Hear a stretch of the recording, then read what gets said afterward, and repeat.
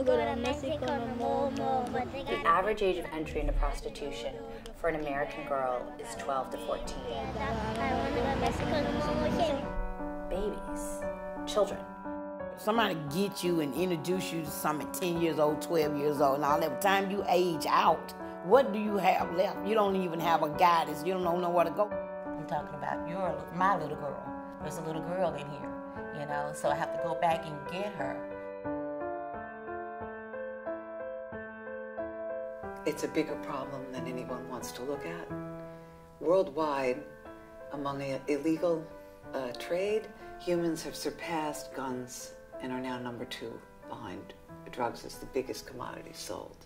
Not only is the United States one of the largest demand countries in the world for human trafficking services, we have a large problem with domestic minor sex trafficking. So children, youth, being sucked into the sex trade. This is something that's been going on for decades, and people all over the world has had this in their community all along, but they chose to overlook it. You know, right today, I really don't understand how I ended up in human trafficking and prostitution. I can remember I was standing in a group picture at my school at 10. And then at 12 years old, all of a sudden, I'm in sex trafficking. I don't even know how that happened. How did I jump from there to that lifestyle? Coming out of prostitution myself, I knew that there were women still on the streets that believed the lie that there was no way out. Coming out and being given an opportunity to reclaim my own life, I wanted to go and share, you know, that I found the way out and this is the way and we are worthy. God does have a plan for us. People don't understand what be told in our heads. The reason we don't be able to tell you guys or find a way to try to get out of it. And the more you try to get out of it, the more you get stuck in it. So if I don't know how to get out of it between 12 and 18 years old, nobody's in the community is coming to get me out of it. The system show not even looking for me to get me out of it. What in the world are we to do and where are we to go? I met Regina 2 years ago. She talked about Clemmy, but I didn't get to meet Clemmy until a couple months later when Clemmy came down to help us actually open the house. And hearing their story about being in a crack house together, about thinking they would die there, and not ever seeing a way out, and talking and dreaming about if anybody ever gets out. Dreaming in a way that you dream when you think it's never possible. But it was.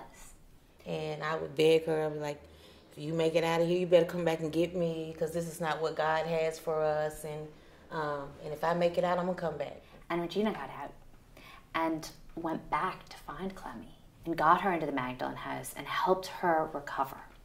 And so Regina, by keeping her promise to Clemmy, kept her promise to other women and girls because now Clemmy is helping so many others.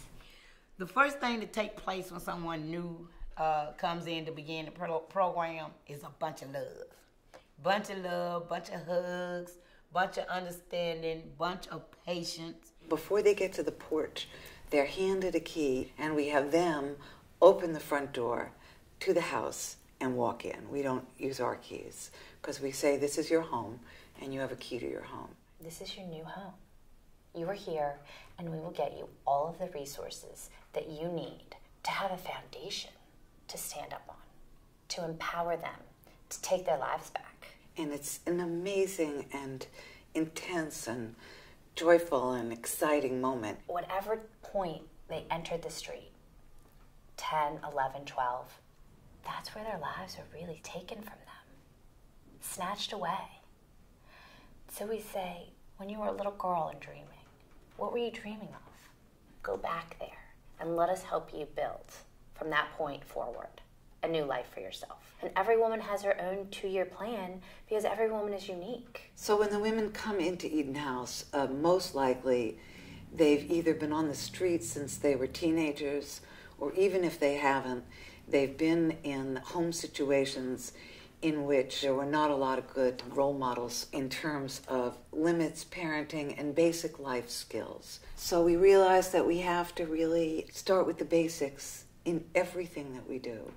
you know, when you get ready, when you decide, I don't want to turn one more trick, I don't want to take one more piece of dope, I'm done with this, there is something else on the other side. And the something else is you know, choosing you. So I just wanted to go back and let them know, hey, I found a way out and you can come out too. And that's what my job is, to go back and let them know that we don't have to believe the lie anymore. We don't have to die out here. It's really a community failure that we allow human beings to be sold on our streets. And then we must all come together as a community to be able to solve the problem together.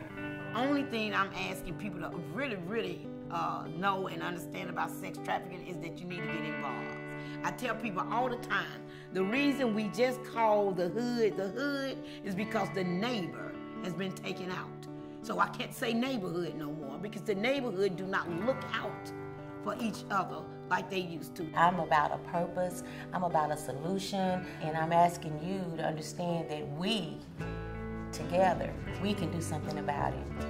That's what I want people to understand. If it seems like there's no way out, and it seems dark, and it seems like you may die in that lifestyle, but there is hope. It can be done. It's not easy, but there's hope, and there's love, and there's the support that you need out there to change your life and really turn it in a new direction.